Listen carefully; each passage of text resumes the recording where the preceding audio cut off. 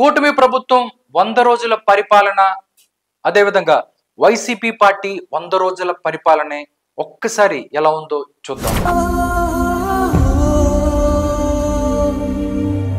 మంచి ప్రభుత్వం. ఆంధ్రప్రదేశ్లో కూటమి ప్రభుత్వం 100 రోజుల పాలనను పూర్తి చేసుకుంది. ఏపీలో 100 రోజుల పాలనలో ఏ హామీలు అమలయ్యాయి, అదేవిధంగా కూటమి ప్రభుత్వం ఎక్కడ సక్సెస్ అయ్యింది, ఏ పనులు చేసింది, పవన్ కళ్యాణ్ చంద్రబాబు జోడెడ్ల బండి జర్నీ ఎలా ఉంది, మరి జగన్ 2019లో అధికారంలోకి వచ్చినప్పుడు తొలి 100 రోజుల పాలనలో జగన్ కు ఎక్కువ మార్కులు వేయాలా, చంద్రబాబుకు ఎక్కువ మార్కులు వేయాలా అన్నది భారతి టీవీ ఎక్స్క్లూజివ్ స్టోరీలో చూద్దాం.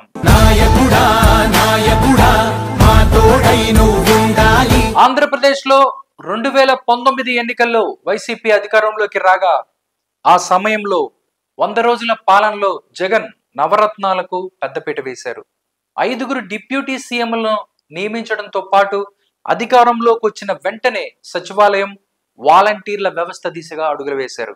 కొత్త మద్యం పాలసీని అమల్లోకి తీసుకురావడంతో పాటు ప్రభుత్వమే మద్యం అమ్మేలా చర్యలు చేపట్టారు. అంగన్వాడీ, ఆశా వర్కర్లతో పాటు మున్సిపల్ కార్మికులకు జీతాలు పెంచారు. అదే సమయంలో విమర్శలకు తావిచ్చే నిర్ణయాలు తీసుకున్నారు జగన్మోహన్ రెడ్డి. పలు ప్రాజెక్టులకు సంబంధించిన కాంట్రాక్టులను రద్దు చేసి రివర్స్ టెండరింగ్ దిశగా జగన్ అడుగులు వేశారు. ప్రజా వేదికను కూల్చివేయించి జగన్ తీవ్ర విమర్శల పాలయ్యారు. జగన్ 100 రోజుల పాలనలో ఎన్నో విప్లవాత్మక నిర్ణయాలు తీసుకున్న వాటిని సరైన విధంగా అమలు చేయడంలో తడబడటం వల్ల తీవ్ర స్థాయిలో విమర్శల పాలయ్యారు. అయితే జగన్ 100 రోజుల పాలనతో పోలిస్తే చంద్రబాబు 100 రోజుల పాలనే మెరుగ్గా ఉందని చెప్పి ప్రజలు మాట్లాడుకుంటున్న పరిస్థితి. గత 100 రోజుల్లో చంద్రబాబు సాధించిన విజయాల గురించి ఎంత మెచ్చుకున్నా తక్కువేనని చెప్పొచ్చు. చంద్రబాబు సీఎం అయిన వెంటనే పింఛన్ను 4,000 రూపాయలకు పెంచారు. జూలై 1వ తేదీన బకాయిలు 3,000తో కలిపి ఏకంగా 7,000 రూపాయల పింఛన్ను ఇచ్చారు.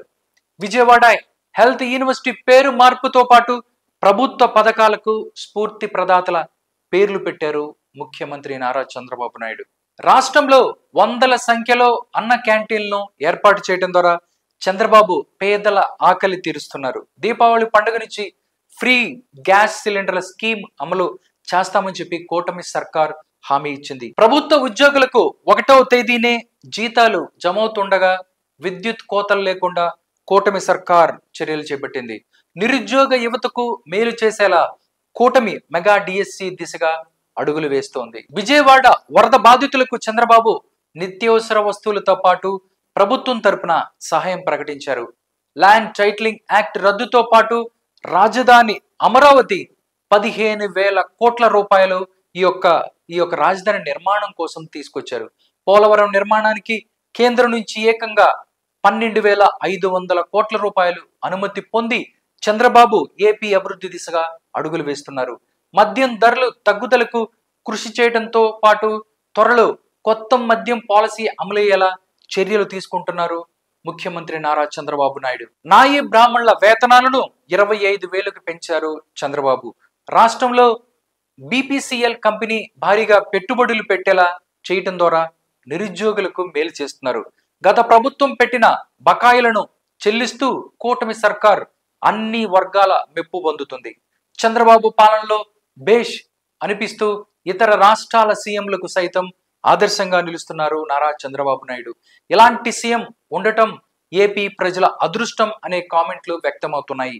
వైసీపీ 100 రోజుల పాలన వర్సెస్ కూటమి 100 రోజుల పాలన, గెలిచింది జగన చంద్రబాబు అంటే ముమ్మాటికి అందరూ చంద్రబాబు నాయుడే అని చెప్తున్నారు.